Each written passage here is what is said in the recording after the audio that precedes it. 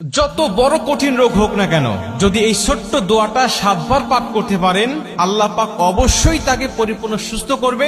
যদি তার হায়াত থাকে, মৃত্যুর সময় যদি না এসে থাকে, তাহলে আল্লাহ অবশ্যই এই দোয়ার বরকতে তাকে সুস্থ করবে।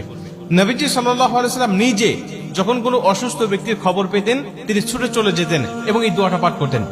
তিরমিজি শরীফের বর্ণনা আসছে, আব্দুল্লাহ ইবনে আব্বাস রাদিয়াল্লাহু তাআলা হাদিসটা বর্ণনা করেছেন।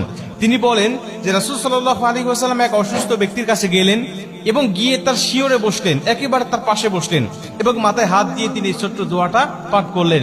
এবং নবীজি আমাদেরকে উদ্দেশ্য করে ডাক দিয়ে বলেন, শোনো, এই দোয়াটা যদি কোনো ব্যক্তির কাছে গিয়ে, যদি কোনো মুমূর্ষু ব্যক্তির কাছে গিয়ে, যদি কোনো অসুস্থ ব্যক্তির কাছে গিয়ে এই দোয়াটা তোমরা পাঠ করতে পারো, আর আল্লাহ যদি ওই সময় তার মৃত্যু না লিখে থাকে, তাহলে অবশ্যই আল্লাহ পাক এই দোয়ার বরকতে তাকে সুস্থ করবে, তাকে শেফায়ে আজেলা কামেলা দান করবে। আম্মাজান আয়েশা রাদিয়াল্লাহু তাআলা তিনি বলেন যে নবীজি যখন কোথাও কারো অসুস্থের খবর পেতেন, তিনি আর ঘরে থাকতেন না, ছুটে চলে যেতেন। সে মুসলিম নাকি অন্য ধর্মের লোক, এটা তিনি দেখতেন না।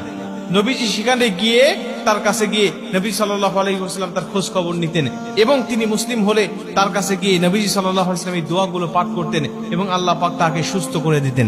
এই দোয়াটা পাঠ করার বরকতে আল্লাহ পাক তাকে